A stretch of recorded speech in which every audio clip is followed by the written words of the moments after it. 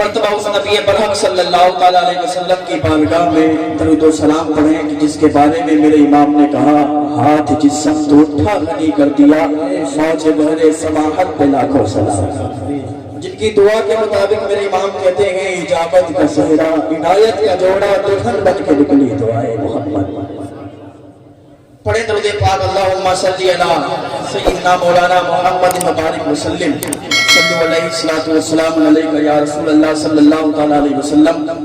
میں نے جس آیت کریمہ کی تلاوت کا شرف حاصل کیا ہے، اللہ پاک کی بارگاہ میں دعا ہے اللہ مجھے اس پر حق بولنے کی توفیق عطا فرمائے اور آپ کو ہم سب کو عمل کرنے کی توفیق عطا فرمائے۔ اللہ نے ہمیں کس لیے پیدا کیا ہے؟ اللہ نے ہمیں یہاں عبادت کے لیے بھیجا ہے، ہم یہاں عبادت کے لیے آئے ہیں۔ آج جس کے لیے ہمیں بھیجا گیا ہے ہم اسی کام کو نہیں کر رہے ہیں۔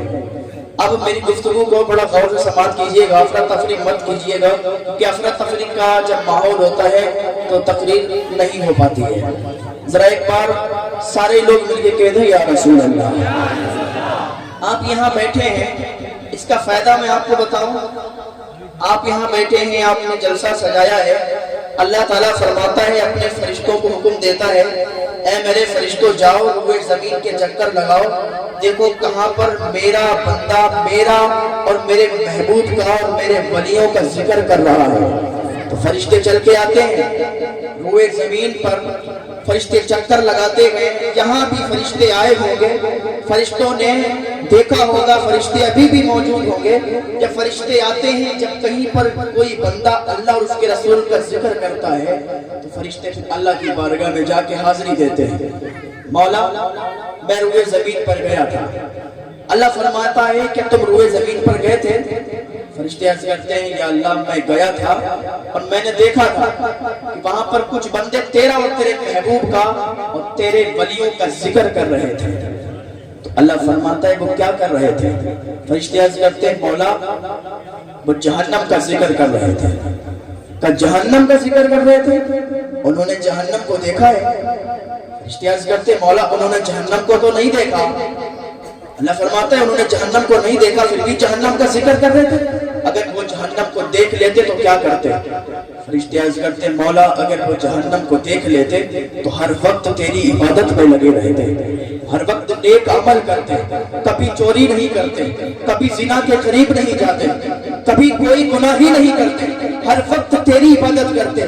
مولا وہاں پر ذکر ہو رہا تھا، ان کو بتایا جا رہا تھا کہ جہنم کے اندر ایک جب الحسن ہے، جو غم کا کنواں، جس کا ترجمہ ہے غم کا کنواں، جب الحسن ہے، اور اس کے اندر ایک ایسا بچھو ہے کہ جس کے 70 منہ ہیں اور ہر منہ میں ایک ڈنک ہے۔ جب وہ ٹستا ہے، گناہگار بندے کو ٹستا ہے تو اس کا جو زہر ہے وہ 70 سال تک اس کے جسم میں رہتا ہے۔ اب ذرا سوچیں کہ ایک ہمارے گھر کا، ہمارے کھیت کا بچھو اگر سامنے آ جائے، پیر میں ڈنک مار دے تو ہم فوراً ڈاکٹر کے پاس جاتے ہیں۔ گھر کے کھیت کے بچھو سے اتنا ڈرتے ہیں، اگر ہم زمین پر لیٹے ہوں، چارپائی پر لیٹے ہوں، کمرے کے اندر ہوں، اوپر سے چھپکلی گر جائے یا کمرے میں سانپ آ جائے تو افراتفری پورے گھر میں مچ جاتی ہے۔ وہ جہنم کا جو الحسن کا بچھو ہے جس کے 70 ڈنک ہیں، 70 منہ ہیں، اور ڈنک مارے گا تو زہر اتنا اثر کرے گا کہ 70 سال تک اس کے جسم میں رہے گا۔ اب ذرا سوچیں گناہ کرنے والے، زنا کرنے والے، چوری کرنے والے، دغا کرنے والے، وہ سوچیں کہ اللہ نے ہمیں پیدا کس لیے کیا ہے، اللہ نے ہمیں بھیجا کس لیے ہے۔ فرشتے عرض کرتے مولا وہ جہنم کا ذکر کر رہے تھے۔ اللہ فرماتا ہے وہ اور کیا کہہ رہے تھے؟ فرشتے عرض کرتے مولا اور وہ جنت کا ذکر کر رہے تھے، وہ جنت کے بارے میں باتیں بتا رہے تھے۔ اللہ فرماتا ہے انہوں نے جنت کو دیکھا ہے؟ فرشتے عرض کرتے مولا انہوں نے جنت کو نہیں دیکھا۔ اللہ فرماتا ہے اگر وہ جنت کو دیکھ لیتے تو کیا کرتے؟ فرشتے عرض کرتے ہیں مولا اگر وہ جنت کو دیکھ لیتے تو ہر وقت جنت کے طلبگار رہتے، کبھی بھی کوئی گناہ ہی نہیں کرتے، ہر وقت یہ چاہتے کہ کاش کیسے جنت ملے گی، کیسے جنت میں جائیں گے، جنت میں جانے کا راستہ کیا ہے۔ اللہ فرماتے اور کیا کر رہے تھے؟ فرشتے عرض کرتے مولا وہ تیرا ذکر کر رہے تھے، وہ تیرے بارے میں باتیں کر رہے تھے۔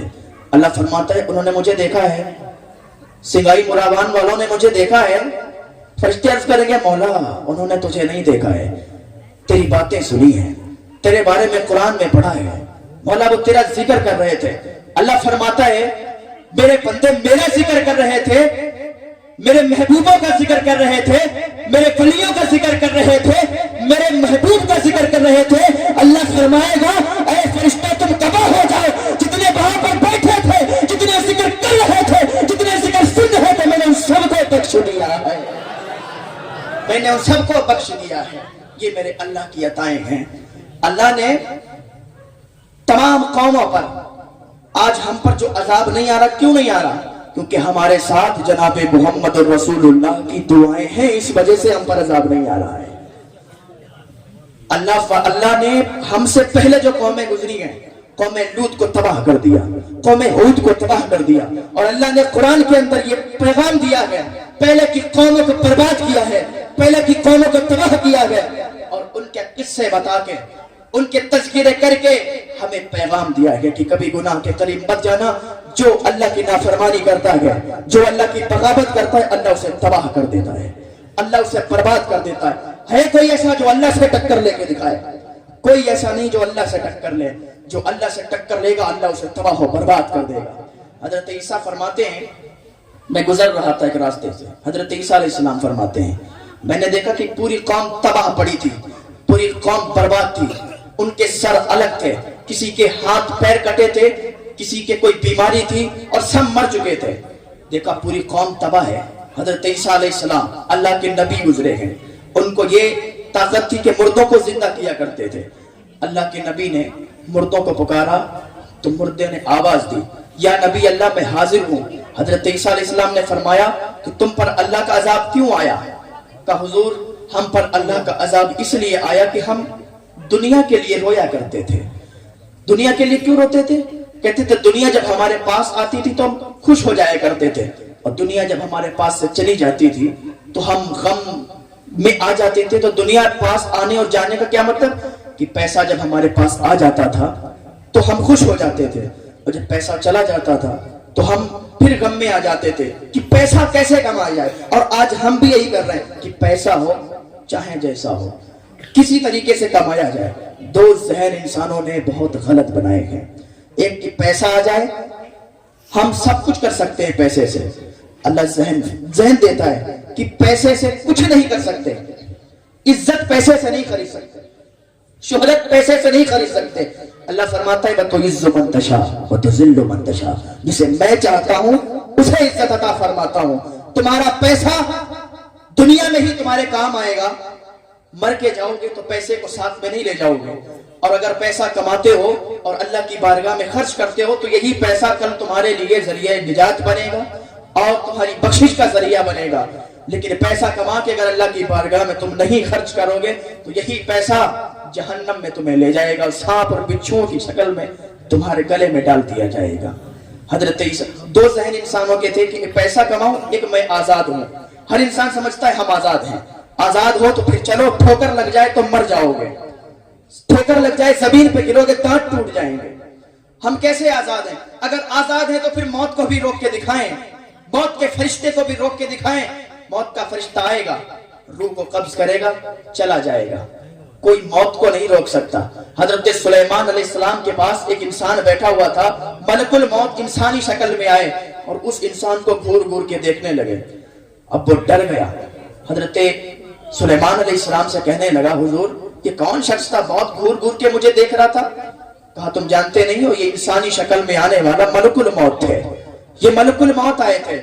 تو اس نے کہا جب اتنا سنا کہ ملک الموت آئے تھے تو بہت ڈر گیا، کہا حضور اب میں تو ایسا لگتا ہے کہ میرے طرف دیکھ رہا تھا، لگ رہا ہے میری موت آ گئی ہے، اب میں جانے والا ہوں۔ حضور میں موت سے بہت ڈرتا ہوں، آپ کی تو حکومت پہ بھی، آپ کی حکومت ہواؤں پر بھی ہے، پرندوں پر بھی ہے، ہر چیز پر آپ کی حکومت ہے، آپ کیوں نہ ہوا کو حکم دیں کہ مجھے اس دیش سے دوسرے دیش پہ چھوڑ دیں۔ حضرت سلیمان علیہ السلام نے فرمایا کیا تو بے وقوف ہے، کیا تجھے پتہ نہیں ہے موت جہاں ہوگی، جہاں لکھی ہوگی وہیں آ جائے گی، تو چاہے اس دیش میں رہے چاہے دوسرے دیش میں چلا جائے۔ اس نے کہا حضور میں ڈر رہا ہوں، مجھے اس دیش سے دوسرے دیش چھڑوا دیجئے، میں بہت ڈر رہا ہوں۔ حضرت سلیمان علیہ السلام نے کہا کوئی بات نہیں ہے، ہوا کو حکم دیا، हवा ने उठाया उसको और दूसरे देश छोड़ा, और जैसे ही दूसरे देश में वो बंदा पहुंचा, मलकुल मौत पहुंच गए और उसकी रूह को कब्ज कर लिया और वो मर गया। तो पता चला जब मौत लिखी होगी तभी बंदा मरेगा। तो हजरत ईसा अलैहिस्सलाम ने जब उनसे पूछा तो उसने कहा हम दुनिया कमाते थे, हराम कमाई करते थे, हराम के जरिए से पैसा कमाते थे और बेइंतहा खर्च किया करते थे, कभी दीन के काम में नहीं खर्च किया करते थे। इसीलिए अल्लाह का ये अजाब आया है कि अल्लाह ने हमें हाविया में फेंक दिया है। हजरत ईसा अलैहिस्सलाम फरमाते ये हाविया क्या है? का हुजूर सिज्जीन है। का ये सिज्जीन क्या है? का हुजूर ये ऐसी जगह है कि जहां हम तमाम रूहों को इस टाइम डाल दिया गया है और उसके अंदर जो आग है, आग वो सातों जमीन और सातों आसमान से बड़ी है। हुजूर अभी सब लोग आग में हैं और मैं अकेला इसलिए बोल रहा हूं क्योंकि सबके मुंह में आग की लगामें लगी हुई हैं और हमारे मुंह में आग की लगाम नहीं है, इसलिए मैं बोल रहा हूं। हजरत ईसा अलैहिस्सलाम ने फरमाया तेरे मुंह में लगाम क्यों नहीं है? का हुजूर मैं कुछ गलत नहीं किया करता था, मैं तो बस इनका साथ दिया करता था, मैं इनके साथ में रहा करता था। ये चोरी करते थे, ये दगा करते थे, ये फरेब करते थे, ये पैसा कमाते थे, लेकिन मैं इनका साथ दिया करता था, मैं कभी करा नहीं करता था। तो हजरत ईसा अलैहिस्सलाम ने फरमाया कि तुम सब पर अल्लाह के अजाब का कोड़ा है। तो वो ईसा अलैहिस्सलाम की कौम, हजरत हूद अलैहिस्सलाम की कौम, इब्ने कसीर ने लिखा है कि जिनके बच्चे भी 300 साल के बाद बालिग हुआ करते थे, इतने बड़े वो लोग 30-30, 40-40 फुट के हुआ करते थे। उन्हें बहुत घमंड था, बहुत गुरूर था कि मुझसे बड़ा कोई नहीं, मुझसे ज्यादा ताकतवर कोई नहीं। न जाने कितने लोग आए जिन्होंने ये दावे किए कि मुझसे बड़ा कोई नहीं, मुझसे ताकतवर कोई नहीं। मिले खाक में गए निशा कैसे कैसे, जमी खा गई नौजवां कैसे कैसे, यही तुझको धुन है रहे सबसे आला, वो जीनत निराली हो फैशन निराला, जिया करता है क्या यूं ही जीने वाला। बड़े बड़े लोग आए, दावे किए कि मुझसे बड़ा कोई नहीं, लेकिन अल्लाह के अजाब ने उनको पकड़ लिया।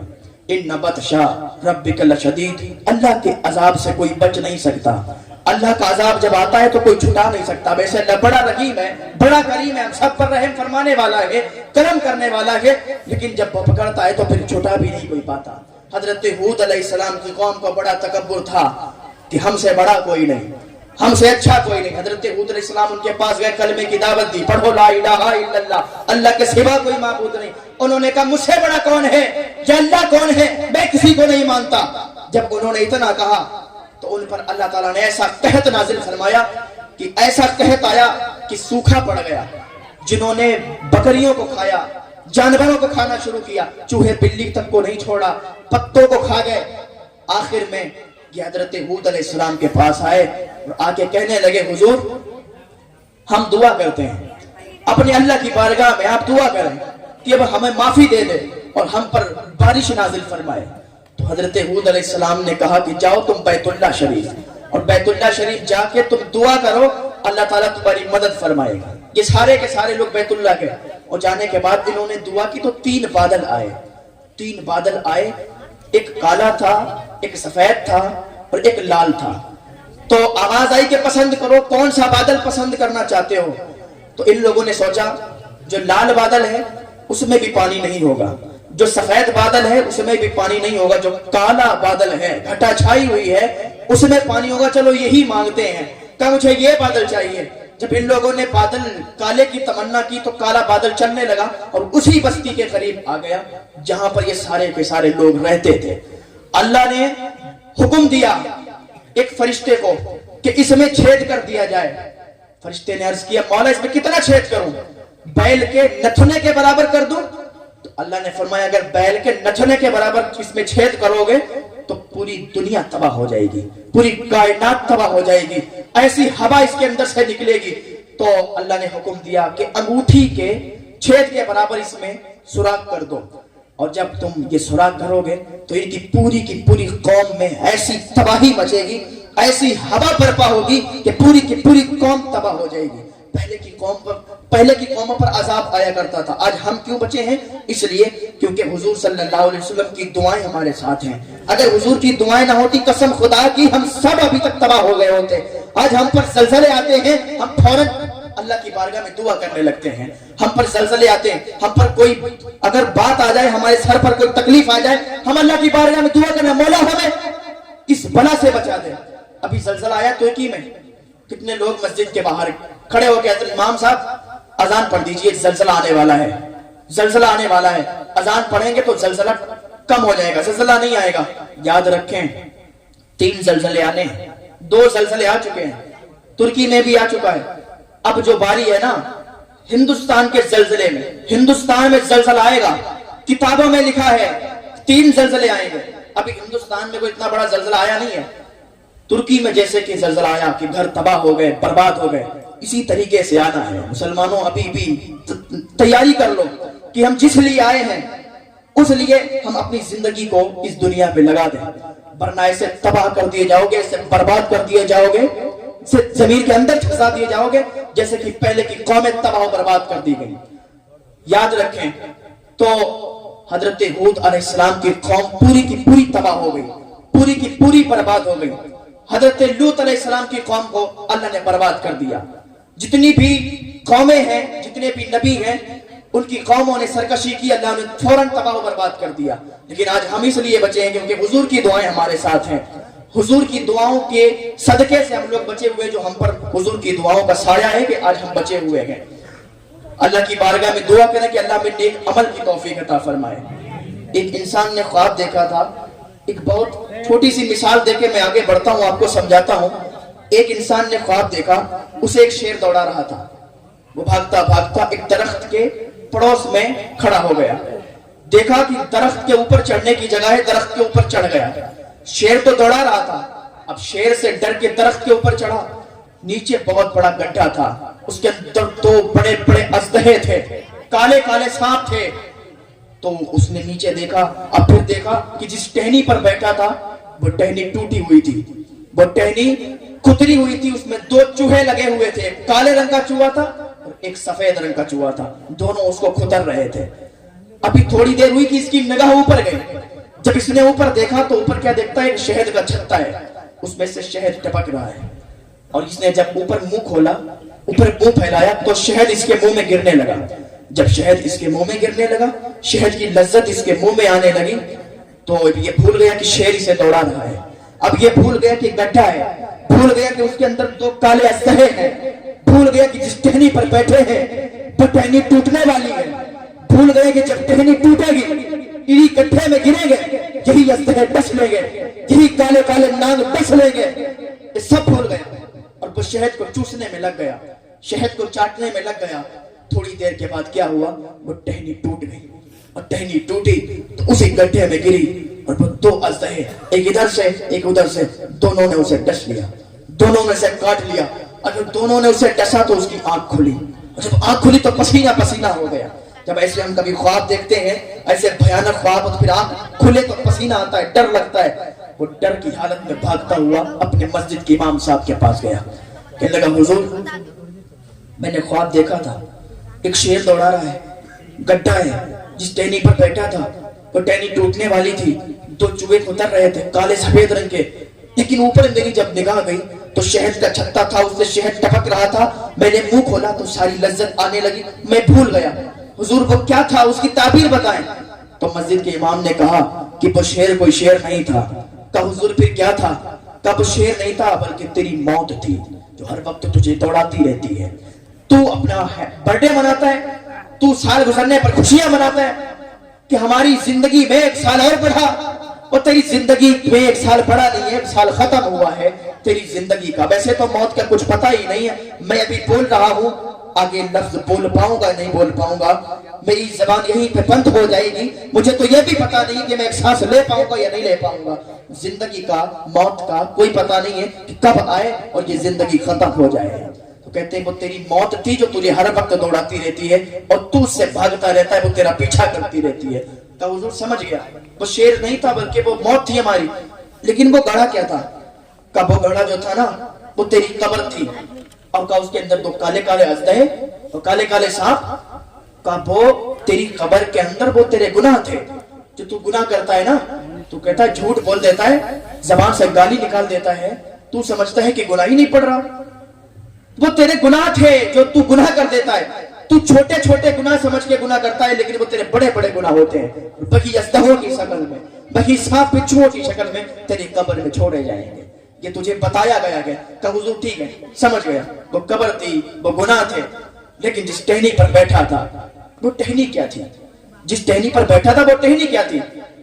कहा वो तेरी जिंदगी थी, वो तेरी जिंदगी थी। कहा ठीक है हुजूर। और जो दो चूहे कुतर रहे थे उसको एक काले रंग का था और एक सफेद रंग का था।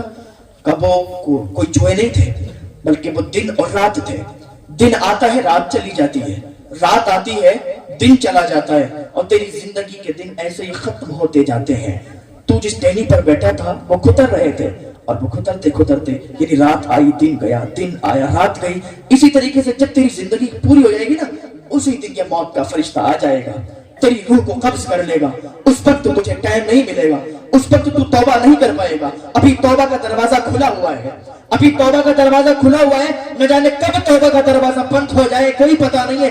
तो अल्लाह की बारगाह में फौरन तौबा कर ले, क्योंकि पता नहीं है कि कब तौबा का दरवाजा बंद हो जाए। कहा हुजूर मैं समझ गया, लेकिन हुजूर ये बताइए, ऊपर जो छत्ता था मधुमक्खियों का, उससे जो शहद टपक रहा था, वो शहद क्या था?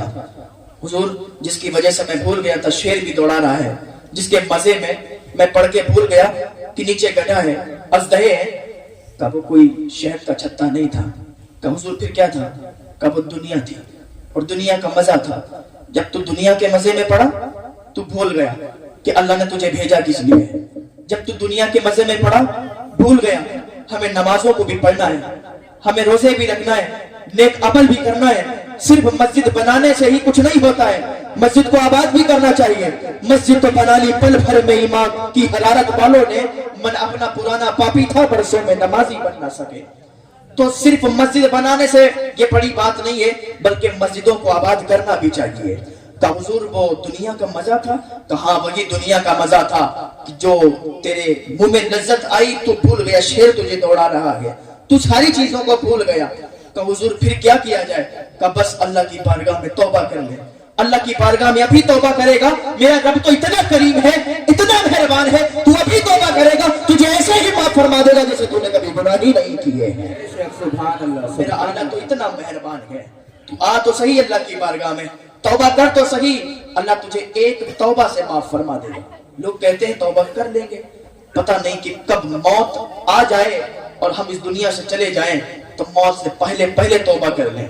लोग कहते हैं कि हम तो बहुत गुनाहगार हैं, तौबा करेंगे, पता नहीं मेरा रब कबूल करेगा या नहीं करेगा। तो अल्लाह की बारगाह में आए तो सही। वो 70 माओं से ज्यादा प्यार करने वाला है। एक माँ कितना प्यार करती है, एक माँ अपने बच्चे से कितना प्यार करती है। एक बेटा था, उसकी माँ थी, छोटा बच्चा था, वो रोने लगा तो उसकी माँ ने उसे मारा और घर के बाहर कर दिया। वो रोता रहा, उसकी माँ ने दरवाजा बंद कर दिया और कहा तू घर के अंदर नहीं आ सकता।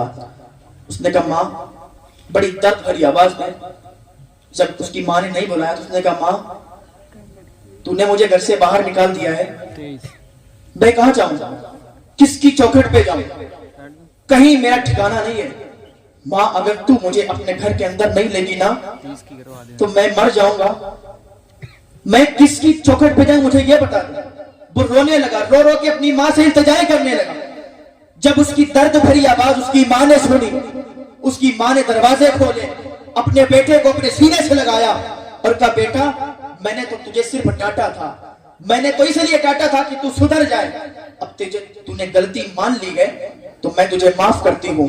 अब जरा बताएं कि एक माँ अपने बच्चे से इतना प्यार करती है, वो रब जो 70 माओं से ज्यादा प्यार करता है, वो रब कैसे नहीं माफ फरमाएगा। पर बंदा आए तो सही, अल्लाह की बारगाह में तौबा करे तो सही, अल्लाह फरमाता है मैं उसे ऐसे ही माफ फरमा देता हूँ जैसे उसने कभी गुनाह ही नहीं किए। सुभान अल्लाह, सुभान अल्लाह। अल्लाह ताला जब इंसाफ करता है ना, इंसाफ करता है तो बहुत ही बेहतर तरीके से इंसाफ करता है, उसकी इंसाफ में कभी कमी नहीं आती है। आज हमने गुनाह भी किए हैं, गुनाह भी करते हैं, गुनाह पे गुनाह करते रहते हैं, लेकिन अल्लाह फिर भी रिज़्क़ को कायम किए हुए है, रिज़्क़ नहीं रोक रहा है, हमें रिज़्क़ मिल रहा है।